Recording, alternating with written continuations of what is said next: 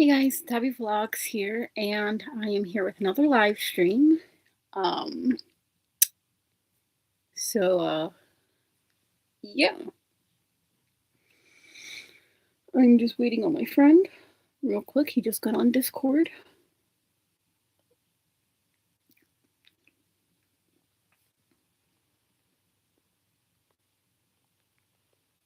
So I'm just waiting on him.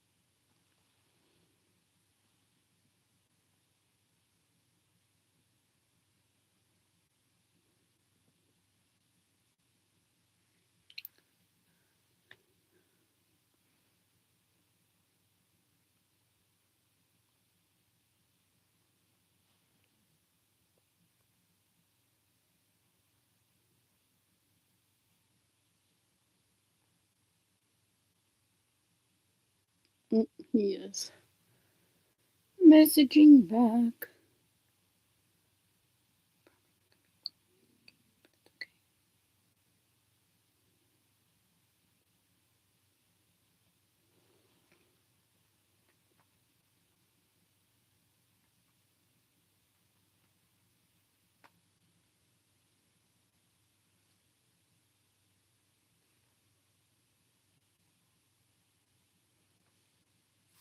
Okay, so he is not able to make it,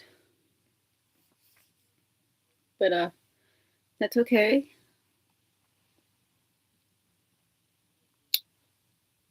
First, let's get into I did a thing and I got more books. First, I got this like really cute book cover. It already has a book in it. It has my God of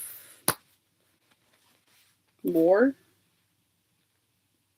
or God of Malice. Sorry, my God of Malice book in it. So there's that. And then I got my mom got me this book, How to Kill a Guy in 10 Dates. This kind of reminded me of Scream because of the beginning part, like the How to Survive a Slasher, which I will not read on here. And then I got myself For Whom the Bell Tolls by Jason Lynn, or how people know her on TikTok as See Ya Later.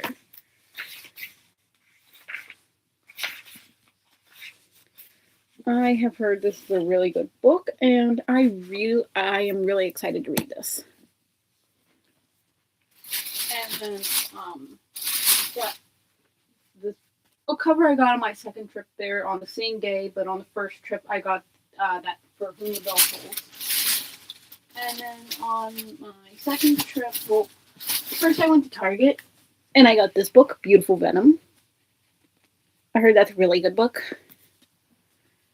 And then on my second trip to Barnes & Noble that same day, I got myself a book talk reading journal.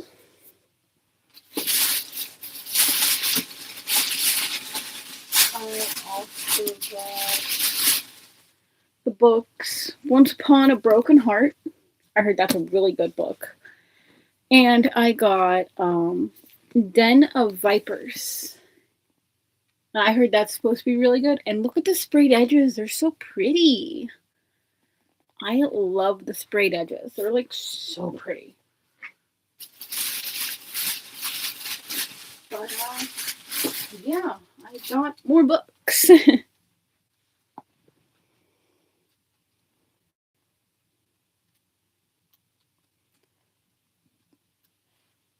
And now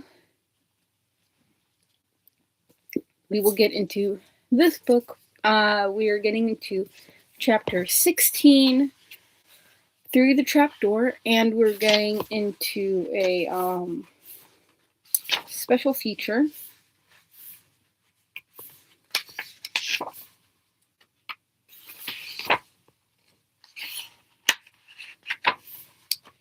So, yeah, this is almost the last chapter of this book. On Tuesday, we will get into the last chapter of this book, and then on Friday we will start chapter 1 and 2 of Chamber of Secrets. So let's get into it. Chapter 16, Through the Trapdoor. Summary. As Harry takes his exams, pain in his scar and worry over Voldemort's movements overshadow him. After a conversation with Hagrid, the trio realized a plot to get the stone will soon be underway. In an effort to stop Snape, they head to the third-floor corridor. Once they pass Fluffy, they find themselves trapped in Devil's Snare, where Hermione panics until Ron reminds her of her abilities. Harry uses his skills to catch a flying key. Ron wins a magic chess game with noble sacrifice, and Hermione reasons out a difficult potions riddle. Harry presses on alone, but at the end of the challenges, rather than Snape, Harry finds someone unexpected.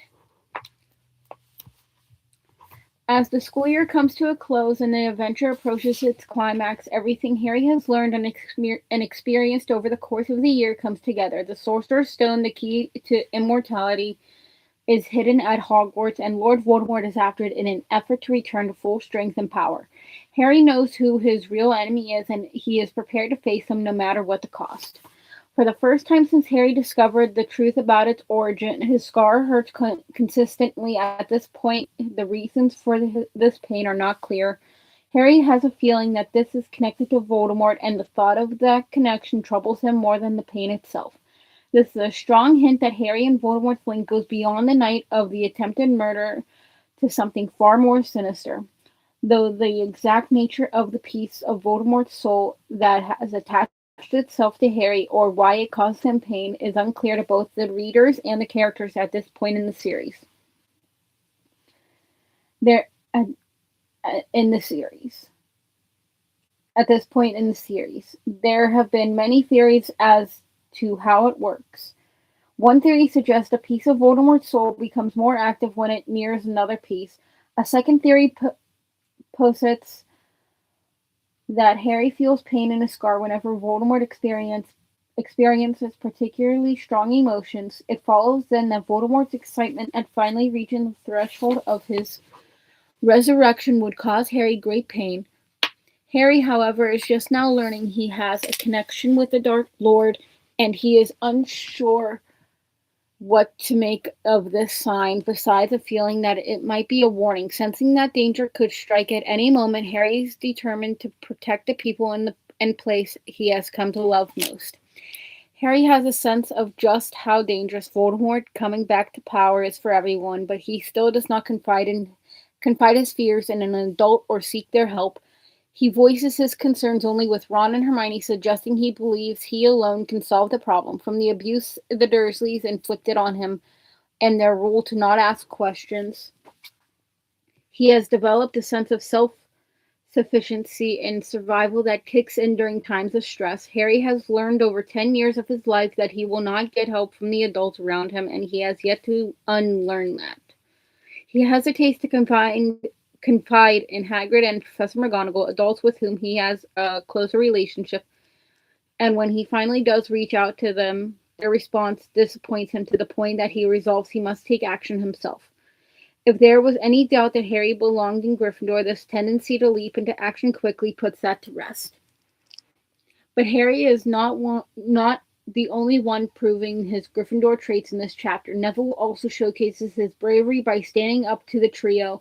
He'd rather sacrifice his relationship with the three students, his closest friends, in order to stand up for what he thinks is right. Neville's bravery is not about bravado, but about his morals, standing up for his beliefs more than his ego. Ron shows his true Gryffindor colors here as well when he sees that his sacrifice is the only way for the greater mission to succeed. He willingly stays behind to ensure the others can keep going. Ron has actively followed and encouraged Harry in their adventure, but here at the finish line, he is willing to sacrifice himself to ensure the others can go on. Hermione too shows that her values align with Gryffindor, though her intelligence and knowledge are essential to this journey. At the end, her bravery reveals that she cares about her friends more than anything. Harry's leadership and willingness to keep others out of harm's way, even if it means putting himself at risk, is on full display through these challenges. He wants to be the first to face any dangers and even offers to go alone to spare his friend. Meanwhile, Ron and Hermione insist on coming along, cementing their friendship and proving invaluable in the process. As Harry continues his hero's journey throughout the series, this moment will serve as a microcosm for their entire friendship. Ron and Hermione will stick by his side, and 6 years later, when Harry prepares for his final showdown with Voldemort, his two best friends will still be there, ready to help in any way they can. In fact, at the end of Half-Blood Prince, Hermione references this moment in which Harry gives them the opportunity to leave, reminding him that they didn't turn back then, and they still won't now. This chapter also highlights the weighty presence of Dumbledore in Harry's life, even though they've barely interacted with each other. When Harry realizes Dumbledore has left the school, he feels lost and even frantic. This dependence on the headmaster will only grow as the series progresses, leading to the complications Harry feels in Deathly Hallows.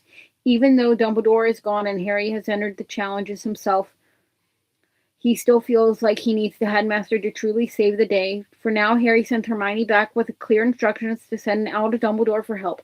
Harry believes he can throw himself in the way of Voldemort just long enough to buy Dumbledore time to magically fix everything. Though Harry's confidence in his skills may be low, his bravery and determination to do what is right will also guide him well throughout the next 6 years. And then we will go back and read the other parts of it. Did you know, early in this chapter, while sitting under a tree by the lake, Harry watches an owl flutter toward the school across the bright blue sky, a note clamped in its mouth. This owl is carrying the fake Ministry of Magic letter written by Quirrell as part of his attempt to lure Dumbledore from the castle so he can steal the stone for Lord Voldemort. Ring theory. In chapters 3 and 16, both end with a mysterious figure being introduced via a cliffhanger. First, the owl knocks on the hut's door, and later when Harry walks into the antechamber. Timeline: early June. Over the course of several days, the students complete their written and practical exams. Harry fears Voldemort will burst through the door at any moment. Last day of exams, after the History of Magic exam, Harry realizes there is something suspicious about how Hagrid acquired a dragon's egg. Hagrid admits he told the stranger how to get past Fluffy. The trio's attempts to get help in protecting the stone are delayed by Professor McGonagall and Snape. Here are the pages. Consider this. Is Harry being short-sighted with his refusal to speak with a professor about his scar pain? If he does indeed believe that danger is coming, why not speak up about it? Ring theory. The last paragraph of chapter 2 starts with the line, "At school, Harry had no one." No one can argue that is the case in chapter 16 when Ron and Hermione unequivocally state, "Oh, come off it. You don't think we'd let you go alone." Timeline: early June. After dinner, Harry, Ron, and Hermione wait for the Gryffindor common room to empty out so they can use the invisibility cloak. Neville tries to stop them, and Hermione uses a full-body bind on him. The trio sneak out. Later that night, Harry, Ron, and Hermione make their way past Fluffy, the double snare, the flying keys, the chess game, the troll, and the potion riddle. Harry walks into final challenge alone. From the podcast. I think it's interesting at this point that Harry thinks that he's about to set off and do this all on his own. But later on, all of his speeches are about how he always had help. He's never done it alone.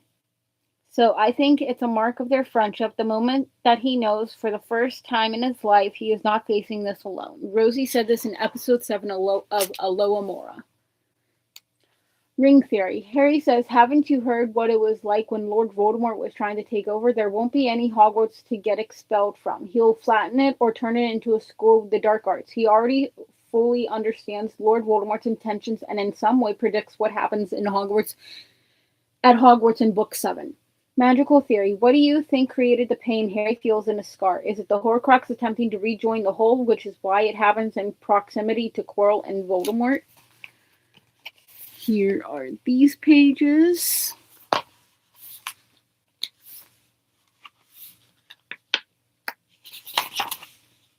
Did you know, in the film adaptation, while Ron, Rupert Grint, is laying on the chessboard having just been blown off the knight, a large chunk of the exploding pieces hits just under Rupert's eye and leaves a massive cut. Consider this. After the king and queen, the bishop is considered the third most valuable piece on the chessboard due to its medieval European counterpart being a symbol for the church and its influence. The knight would be next with its affluent historical counterpart acting as a protection, the first line of defense for the royals. Just above the lowly pawn is the rook, the piece that symbolizes the boundaries of the castle and further protection for the royals. Given the symbolism of the pieces, do you feel the author chose the proper piece for each member of the trio? Fandom. Before the release of Deathly Hallows, many readers theorized that Ron's sacrifice in the chess game would be mirrored in the final battle and that he would sacrifice himself in order to end Lord Voldemort once and for all. And here is that page. So now I will get into the special feature, which is 3 pages long, which is not bad. So this is going to be like a short stream today, it seems like. Friendship, Love, and Bravery, Journey to the Stone. After a year of magical education, Harry, Ron, and Hermione come across their biggest test, the challenges guarding the Sorcerer's Stone, determined to protect the stone from those they think are attempting to steal it, even if they only have one of the 2 people involved correct. The trio heads to the forbidden third-floor corridor where they find obstacles that seem to play perfectly to their individual strengths. Though Harry tells his friends they can go back before they even get started, the truth is he never would have made it through the challenges without both Ron and Hermione. All 3 of them must work together to tackle the protections because each obstacle requires one of their particular skills or the combination of all 3 of them. The first challenge they face is Fluffy. The trio have come in contact with the 3-headed dog before. It was their first adventure together, and the symbolism of 3 students confronting a 3-headed dog cannot be understated. Harry and his friends are also a trio, 3 heads working together with one goal. It takes Harry and Hermione playing the flute, Ron opening the trapdoor, and Harry being the first to jump for them to make it past the sleeping dog. Fluffy is also representative of the entire first book. Magical creatures play a significant role during Harry's first year and are interwoven with the plot more than almost any other book. Hagrid, as the keeper of magical creatures at Hogwarts, is the brains behind this particular challenge. To get around Fluffy, they simply need to lull the creature to sleep just long enough to slip past it. Similarly, Harry must simply delay Quirrell and Voldemort from getting the stone at the end of this book. I thought I saw something pop up. The dog nearly walking is also symbolic. The dog nearly waking is also symbolic of Voldemort nearly rising again with the help of the stone, only to be thwarted by Harry. Once through the trapdoor, the entrance to this magical labyrinth, the trio finds himself caught in a tangled mess of devil's snare. Here we see Hermione's skills as well as Ron's, although Hermione is the first to break free of the suffocating vines when she falters in her magical instincts of how to escape the plant's clutches. Ron helps her put the pieces together by pointing out that even if there is no wood, she can still create fire through magical means. This dependence on Hermione and her wit is carried over into their second year at Hogwarts, when the trio finds themselves in a different sort of entanglement. There's the first page. I'm on the second page now. Entanglement. Hermione is the one who figures out the particulars of the monster in the Chamber of Secrets, even deducing that he uses the pipes to move about Hogwarts undetected. But when she is later found petrified, Harry and Ron must put the information together on their own and use it to defeat the basilisk. Ultimately, it takes a combination of Hermione's intellect alongside Harry and Ron's actions to overcome the obstacle.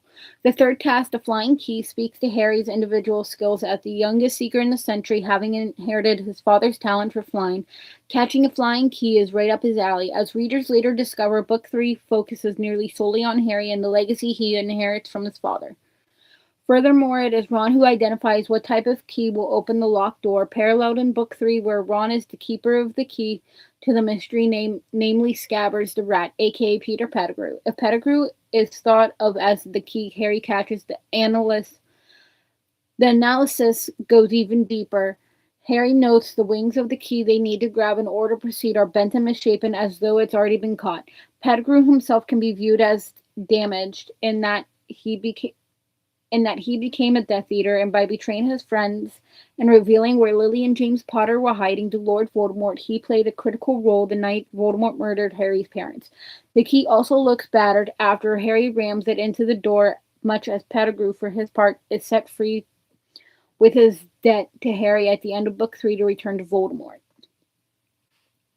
After successfully catching the key and opening the door, the trio cross the threshold and discover McGonagall's giant chessboard.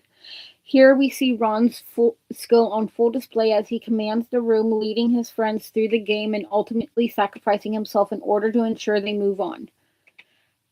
This fragmented feeling is echoed in Book 4 when Harry feels lost without Ron's friendship, much like he does here after Ron's sacrifice. Harry relies on Ron as he navigates what is supposed to be a game, but is actually a deadly test of strategy. One could also compare the looming statues of the chess pieces to the looming graves in the climax of Book 4, two dangerous crossings that require the sacrifice of others for Harry to win. The fifth challenge is one that Harry and Hermione are grateful they don't have to tackle, the troll. As they move through the room with its awful smell, Harry specifically notes that this troll is bigger than the Halloween troll, both of whom were set by Quirrell. We later learn that the troll meant to protect the stone was purposely used by Quirrell due to his affinity with the species, making his task to steal the stone much easier. Similarly, Umbridge, the Defense Against Dark Arts professor in Book 5, has ulterior motives when taking the position and attempts to ensure that students do not have the opportunity to learn skills that could kickstart a revolution. Here is the second page, and I'm on the last page now. For Harry, the situations are similar. He has already tackled a troll in this first book, much like he will have already applied his defense against the dark arts skills many times over by Book 5. Just as an adult took out the troll in these challenges, Harry spent a great deal of Book 5 being purposely left out of the action when he is ignored by Dumbledore and continually told to sit tight and let the adults fight the good fight on his behalf. He is told to walk on through, even if he can't ignore the way the challenges affect him. Next is a challenge that has grabbed readers' imagination more than any other: Snape's potion riddle. Here again, Hermione shines using logic to sort out the puzzle in order to go back to help Ron and ensure Harry goes onward to fight. Hogwarts resident potions master Severus Snape is prominently featured in Book 6. It has even been argued that the 7 bottles in this puzzle reflect the 7 most significant potions, poisons, and uses of wine in Book 6. At the end of his 6th year, Harry knows that at the end of his journey, he must go to face Voldemort alone. Additionally, Hermione chooses Ron in that book as they finally start a romantic relationship, much like how she goes back to help him while Harry continues ahead to face his destiny. Upon entering the room with the stone, Quirrell and Voldemort, Harry must recognize that his heart's desire in this moment is to prevent the evil of Voldemort from rising once again, and thanks to Harry's selfless nature, he achieves this. This is paralleled in the final confrontation in Book 7, where Harry must sacrifice everything he holds dear, including his desire to be with his family and friends, in order to defeat the Dark Lord. In this book, Harry must want to locate the stone, find it but not use it, in order to be rewarded by the mirror. Similarly, in Book 7, he must once again demonstrate selflessness in order to be master of the hollows and not merely possess them. Both instances require him to be worthy and selfless to achieve his goal, ultimately showing his truly heroic nature. These first major trials Harry, Ron, and Hermione face together are the blueprint for everything the trio will go through over the next 6 years. Throughout each installment of the series, the three friends will revisit the courage, strength, selflessness, and knowledge that they established together while conquering the stone challenges. And that is the final page. So in the next stream, which will be on Tuesday, we will finish this book up with chapter 17. And then that will be the final chapter of this book. So, yeah. And I am excited to start Chamber of Secrets with you guys, because I do have the companion book of Chamber of Secrets. Though I don't think they made one for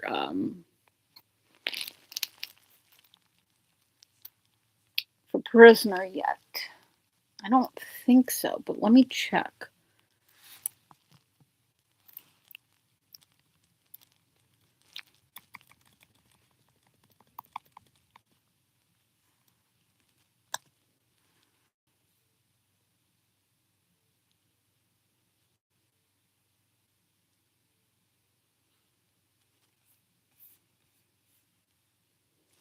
No, so far they've only done 2. Volume 1, which is Sorcerer's Stone, which we are almost done with. And Volume 2, Chamber of Secrets.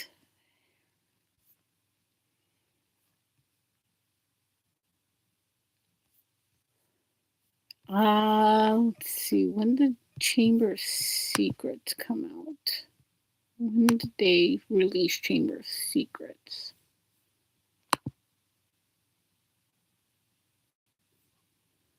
They released the unofficial Harry Potter Companion Volume 2, Chamber of Secrets, an in-depth exploration. They made this on April 18th of 23. So it'll be 3 years.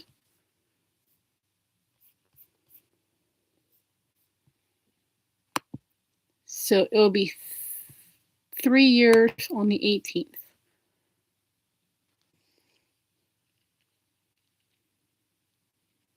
But yeah, that is all for this stream, and I will see you guys in the next stream. Bye-bye.